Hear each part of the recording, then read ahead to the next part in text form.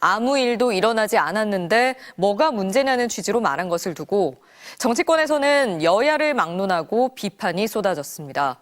국민을 모욕한 거라는 야당의 맹비난에 이어 여당에서도 군이 국회에 들어왔는데 계엄이 벌어진 건 사실이라는 지적이 나왔습니다. 김지인 기자입니다.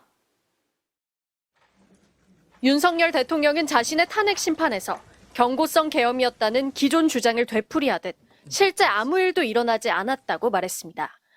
실제 아무런 일도 일어나지 않았는데 뭐 지시를 했니, 지시를 받았니, 호수 위에 떠 있는 무슨 달 그림자 같은 거를 쫓아가는 그런 느낌을 좀 많이 받았고요. 아무 일도 일어나지 않았으니 잘못이 없단 취지의 발언입니다. 야권에서는 즉각 맹비난을 쏟아냈습니다. 친위 군사 쿠데타 사건을 희화화하는 것도 모자라 국민을 모욕하는 발언이란 겁니다. 무슨 한여름밤의 꿈 정도로 만들려고 하는 거 아닌가. 실실 웃으면서 아무 일도 없었다고 말할 사안입니까? 나라가 완전히 망할 뻔했습니다. 아무나 잡아가 고문하고 영장 없이 체포 구속하는 완벽한 후진 군사 정치 국가로 만들려 했는데도 어떻게 아무 일도 없었다고 말할 수 있냐며 정신 차리라고 비판했습니다. 자다가 봉창 두드리는 소리다. 새치혀로 진실을 가릴 수 없다는 말도 나왔습니다. 여당 내에서도 쓴소리가 이어졌습니다. 계엄 목적을 달성하지 못했을 뿐 계엄이 벌어진 사실이 없던 건 아니라고 지적했습니다. 아무 일도 일어나지 않진 않았죠. 군대 들어오는 것까지는 확인했기 때문에 이 말은 저한테는 약간 공허하게 들립니다. 친한동훈계 핵심인 국민의힘 조경태 의원은 방송으로 생중계된 계엄 당시 상황을 언급하며 대통령이 전 세계인이 보는 앞에서 포고령 1호를 낭독했고 이미 증거로 남아있다며 윤 대통령 주장을 정면 반박했습니다. 피를 흘려야만 무슨 일이 벌어진 거냐는 비판에 사람들이 시민들이 피를 철철 흘려야지 무슨 일이 벌어지는 건 아니지 않습니까? 말인지 막걸리인지 모르겠다는 원색적인 표현도 나왔습니다. 나가지고 언론에 보니까 저도 방첩사나 사이버사가 투입이 된 줄 알았는데 이 정보사가 들어가고 나머지는 뭐 근처에 있으면서 들어가지 못하고 왔다고 하는 보도를 제가 봤습니다. 그래서 제가 그때는 김용현 장관이 구속되기 전이라 이게 정보사가 갔느냐 하니까 IT 요원들이 거기가 좀 실력이 있어서 그렇게 보냈습니다라고 이제 보고를 받았고요. 그래서 아마 방첩사는 저 근처까지 갔다가 이제 못 들어갔을 것이고 그 여론조사 꽃도 제가 가지 말라고 이제 아마 그게 자기들 그 계획에는 있었는지 모르겠는데 제가 그거는 하지 마라 그래서 가다가 거기는 이제 중단했을 것이고요. 그리고 이거는 이제 포고령에 따른 수사 개념이 아니라 행정사법 사무를 관장하기 때문에 정부 부처나 공공기관 같은 데는 계엄군이 들어갈 수 있다고 저는 판단했습니다. 그렇게 해서 기본적인 그 관계를 확인하는 것이고, 그 다음에 이제 지금 뭐 제가 그 장관에게 얘기할 때는 이거는 계엄의 형식을 빌린 대국민 호소고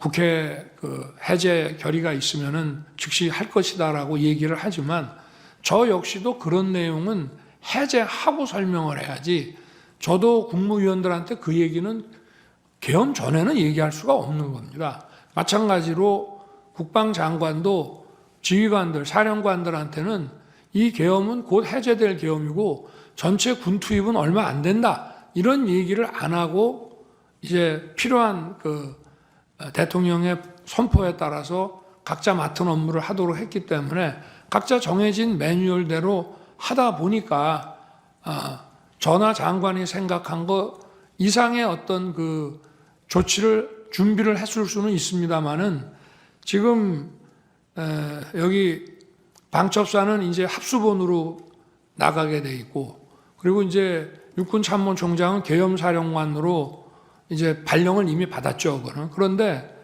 합수본부나 계엄사령부가 그 조직이 만들어지기도 전에 국회의 해제 요구에 따라서 군 철수 지시를 하고 그리고 군 철수 지시하기 전에 벌써 제가 국무위원들을 부릅니다.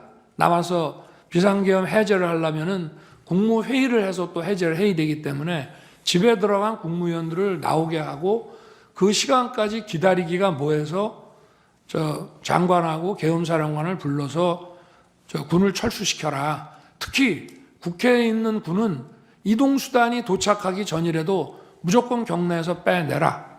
이제 이렇게 하고 그리고 기다려도 이제 국무위원들이 빨리 도착을 안 하니까 제가 먼저 브리핑룸으로 가서 군은 철수시켰고 이제 정족수가 채워지면 계엄 해제는 곧 한다 이렇게 이제 발표를 합니다. 그래서 지금 뭐 여러 가지 아까도 제가 말씀을 드린 게 아무 일도 안 일어났다는 말씀을 아까 드렸고요. 이번에도 역시 지금 뭐 방첩사도 많은 사람들이 조사를 받았습니다만은 방첩사 본연의 일이 아니고 방첩사가 합수본으로 이제 역할을 맡게 돼서 하는 업무인데 합수본 자체가 지금 방첩사령관이 합수본부장으로 장관에 의해서 임명만 받았지 합수본 자체의 구성이 하나도 안 돼 있었습니다. 그 상태에서 해제가 됐고 아무 일도 안 일어났다는 말씀을 드리고 계엄사 역시 마찬가지고요. 그리고 이제 아까 그 선관위에 왜 가셨냐고 하는 문제는 제가 그래서 계엄법 7조에 따라서 행정사법사무를 관장하기 때문에 제가 평소에 의문을 가졌던 거 또 2023년 10월에 국정원 보고를 받고 대단히 미흡하게 점검했다는 것 때문에 어떤 시스템이 있는지는 알아놔야 나중에 국정조사를 통해서든지 아니면 여론 이런 걸 통해서든지 봐야 되겠다라고 생각했기 때문에 점검을 하도록 시킨 것이고 실제 가서 무슨 군인들은 이제 그런 장관의 이런 계엄 선포와 장관의 지시가 있으면 뭐 서버를 압수하네 뭐네 이런 식으로 생각할지 모르지만 제가 내린 지시는 가서 무슨 장비가 어떤 시스템으로 가동되는지 보라는 거였고 실제 아무 어떤 압수 내지는 서버 압수라는 그 하드웨어뿐만이 아니라 그 안에 있는 어떤 소프트웨어나 이런 컨텐츠도 압수한 게 전혀 없는 것으로 저는 보고를 받았습니다. 그만큼 계엄은 신속하게 해제됐기 때문에 아무 일도 안 일어났다는 말씀을 드리고 싶습니다. 주로 재판정에서 나왔던 가장 강력한 어딩이 아마 체포라는 단어일 겁니다.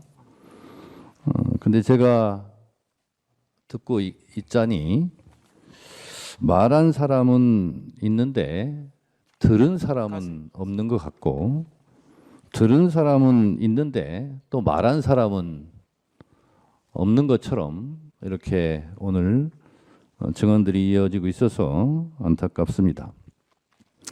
말을 했는지 말을 들었는지 또 이 자리에서는 말할 수 없다라는 그런 증언들을 들으면서 오늘의 증언들이 또 방송으로 중계가 될 텐데 국민들이 너무 답답하지 않을까 그런 생각이 듭니다. 아무 일도 일어나지 않았다라고 말씀을 하시는데 아무 일도 일어나지 않았으면 오늘의 헌법재판소의 이 심판, 이 법정이 없었을 것입니다. 아무 일도 일어나지 않았다라는 부분에 대해서 절대 동의할 수 없고 아무 일도 일어나지 않았는데 하늘의 별 따기라는 그 군 장성들이 지금 구속되어서 재판을 받아야 됩니다. 안보상으로나 그리고